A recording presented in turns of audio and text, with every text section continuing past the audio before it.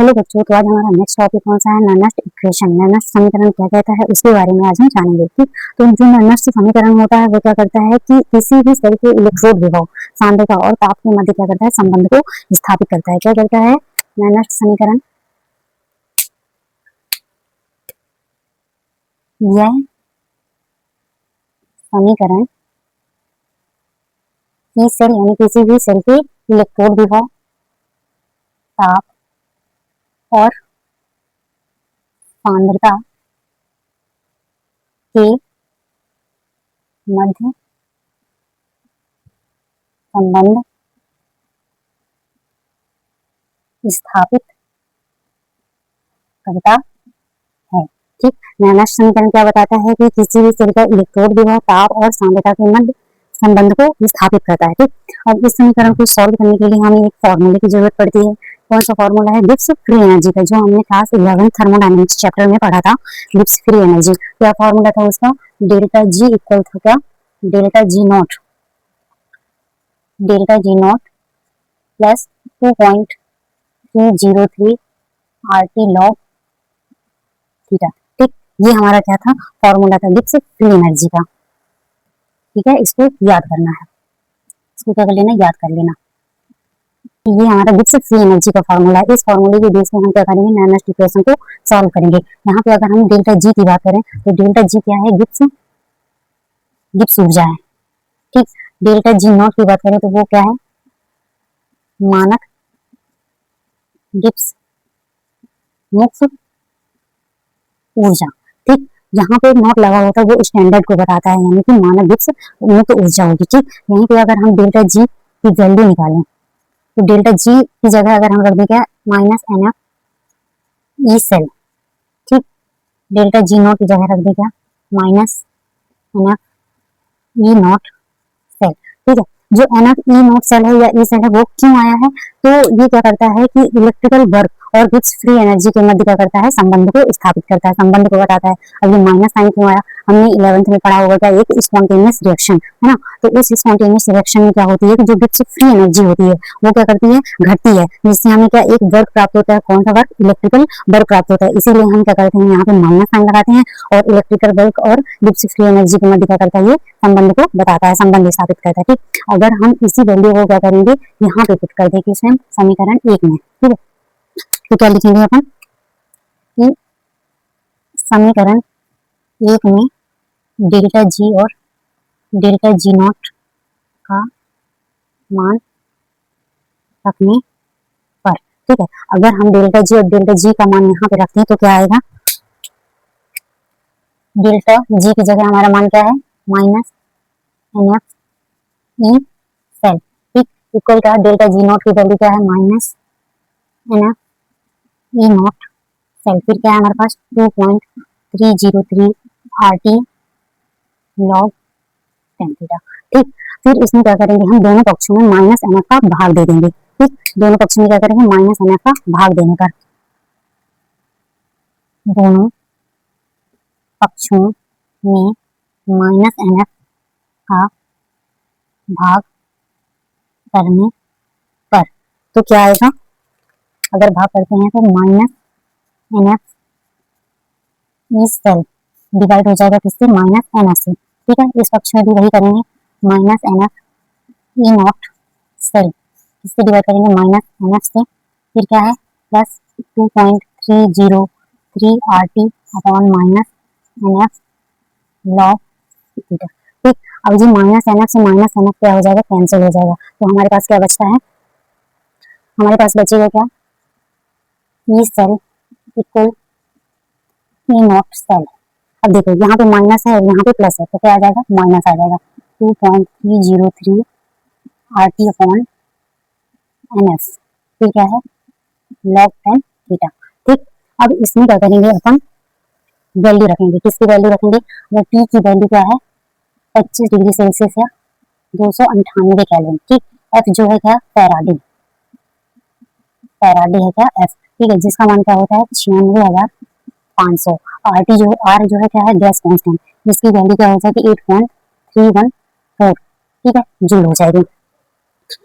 ठीक, अब इसी आर एफ और पी की वैल्यू अपन क्या करेंगे, समीकरण 2 में रखेंगे। ठीक है, तो क्या है इसमें,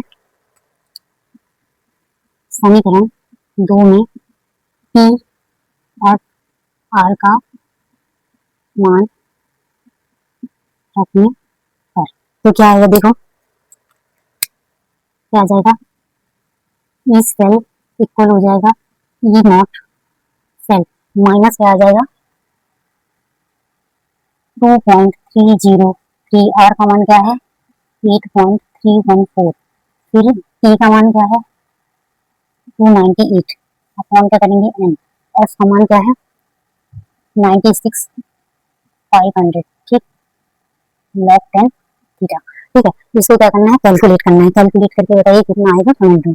तो इसका मान क्या आएगा, E cell E not cell minus क्या आ जाएगा यहाँ पे 0.0519 अपॉन आ जाएगा क्या एन लॉग 10 थीटा। ठीक है, अब चूंकि क्या होगा, थीटा बराबर हो जाएगा हमारा क्या, प्रोडक्ट अपॉन हो जाएगा रिएक्टेंट, पावर में आ जाएगा एन। एन जो होता है वो किसको बताता है, इलेक्ट्रॉन परिवर्तन को। ठीक है, एन जो होगा वो किसको बताएगा, इलेक्ट्रॉन परिवर्तन को। तो क्या आ जाएगा हमारे पास, ई सेल इक्वल हो जाएगा E not cell minus 0.0519 upon हो जाएगा एन। ठीक है, लॉग टेन थीटा की जगह हमारे पास आ जाएगा प्रोडक्ट की पावर एन, और ये हो जाएगा हमारे पास रिएक्टेंट। ठीक, ये हमारा क्या आ गया, नॉर्मल इक्वेशन का फॉर्मूला आ गया। ठीक है, ये होता है क्या, नॉर्मल इक्वेशन। अब देखो एक बार और देखते हैं, नॉर्मल इक्वेशन क्या बताता है कि यह समीकरण किसको बताता है, ई सेल ताप और सांद्रता के मध्य संबंध को स्थापित करता है। ठीक है, और इस समीकरण को सॉल्व करने के लिए हमें सबसे पहले एक फॉर्मूले की जरूरत पड़ेगी। कौन सा फॉर्मूला होगा, गिब्स फ्री एनर्जी का। तो गिब्स एनर्जी का जो फॉर्मूला होता है वो क्या होता है, delta ji equal delta G not plus 2.303 R T log 10 theta हो जाएगा। ठीक है, ये जो लॉग थीटा है, ठीक है, वो क्या है, एक लघुगणक है, यहाँ पे लिख लो, लॉग थीटा एक है लघुगणक। ठीक है, इसके बारे में आगे हम पढ़ेंगे। तो यहाँ पे जो डेल्टा जी है वो क्या है, गिब्स ऊर्जा है, डेल्टा जी नॉट क्या है, मानक गिब्स मुक्त ऊर्जा। अगर हम इसी की वैल्यू निकालें या मान निकालें तो क्या हो जाएगा, इसका मान रखेंगे अपन का डेल्टा जी का मान अगर ले लें क्या, minus N F E cell. ठीक है, डेल्टा जी नॉट का मान ले लें minus N F E not cell. तो अगर डेल्टा जी और डेल्टा जी नॉट की वैल्यू अपन क्या करेंगे, इस फॉर्मूले में पुट कर देंगे, तो हमारे पास क्या आ जाएगा, minus N F E cell equal हो जाएगा minus N F E not cell plus हो जाएगा हमारे पास क्या 2.303 आर टी लॉग 10 थीटा। ठीक है, अब एक पक्ष हो गया, दूसरा पक्ष हो गया, दोनों पक्षों में क्या करेंगे हम, एन एफ का भाग दे देंगे। तो भाग देने पर क्या आएगा कि ये एन एफ से एन एफ क्या हो जाएगा, कैंसिल हो जाएगा। फिर हमारे पास क्या बचेगा, ई सेल बचा। ठीक है, ई नॉट सेल बचा। अब यहाँ पे माइनस है, यहाँ पे प्लस है, इसीलिए क्या हो जाएगा, यहाँ पे माइनस आ जाएगा। तो क्या बचा यहाँ पे 2.303 R T upon N F. ठीक है, लॉग थीटा आ जाएगा। फिर क्या करेंगे अपन, इसकी वैल्यू निकालेंगे, आर पी और एफ का मान कितना होता है। तो पी अपन कॉन्स्टेंट में जो सॉरी पी का क्या होगा, वैल्यू क्या होगी 25 डिग्री सेल्सियस या फिर 298 केल्विन हो जाएगा। एफ का मान होता है क्या, कि 96,500 होता है ना। तो ये फैराडे का मान हो जाएगा। आर जो होता है ये गैस कांस्टेंट होता है, जिसकी वैल्यू क्या होगी 8.314 जूल हो जाएगी। ठीक, अब इन पूरे मान को क्या करेंगे अपन, समीकरण 2 में रखेंगे। तो समीकरण 2 में रखने पर क्या हो जाएगा, E cell equal E not cell हो जाएगा। पूरी की वैल्यू रख देंगे, अगर इसको हम सॉल्व करते हैं तो हमारे पास इतना वैल्यू आ जाएगा, है ना, इतना मान आ जाएगा।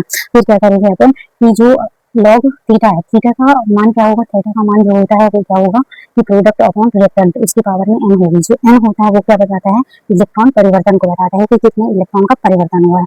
तो वहीं पे अगर हम थीटा की वैल्यू रख देंगे यहाँ पे, तो हमारे पास आ जाएगा ई सेल इक्वल हो जाएगा E not cell minus 0.0519 upon N हो जाएगा लॉग 10, फिर प्रोडक्ट अपॉन रिएक्टेंट। ठीक, ओके। अब इसी के थ्रू मतलब नॉर्मल इक्वेशन के थ्रू हम क्या करेंगे, गैल्वेनिक सेल में वैल्यू निकालेंगे। गैल्वेनिक सेल में कैसे करेंगे इसको, ठीक है। नॉर्मल इक्वेशन निकाला था क्या, नॉर्मल समीकरण क्या निकाले थे, E cell equal E not cell minus 0.0591 upon क्या था, एन था। ठीक है, लॉग 10 ये था प्रोडक्ट अपॉन रिएक्टेंट। ठीक, यही निकाले थे अपन, है ना। अब इसी में हम अपन किसकी बात करेंगे, गैल्वेनिक सेल की। तो गैल्वेनिक सेल में कैसे इसको सॉल्व करते हैं,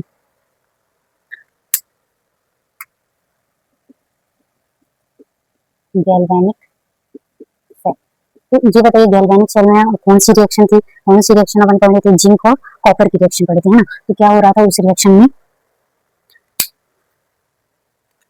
जिंक और कॉपर की रिएक्शन पढ़े थे। तो उसमें हमने देखा था कि जो जिंक था और Cu2+ था वो किसमें कन्वर्ट हो रहा था, जिंक जो था जिंक 2+ में कन्वर्ट हो रहा था, है ना। और जो Cu था वो Cu2+ था वो Cu में कन्वर्ट हो रहा था, है ना।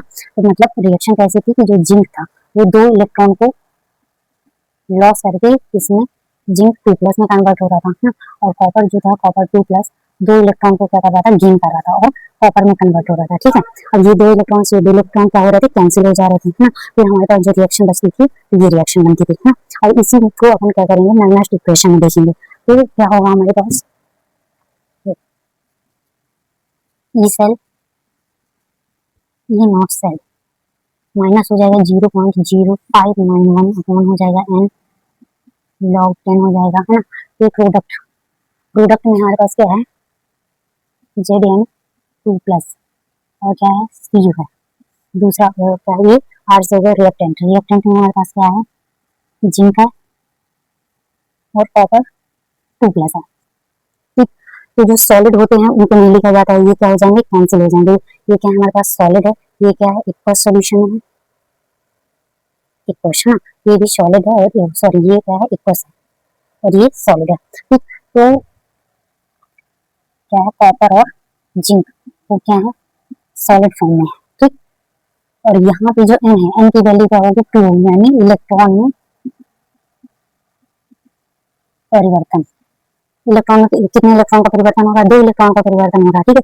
तो यहाँ पे हम n की वैल्यू क्या रखेंगे, 2 रखेंगे। तो फाइनल हमारे पास क्या आएगा, E cell equal E not cell minus हो जाएगा 0.0591 अपॉन हो जाएगा 2, ठीक। लॉग 10 हो जाएगा, बचेगा क्या, Zn2+ और Cu2+, ठीक। ऐसे ही हमको क्या करना है, सॉल्व करना है। आई होप ये आपको समझ में आया होगा पूरा हमारा मैग्नेटिक इक्वेशन।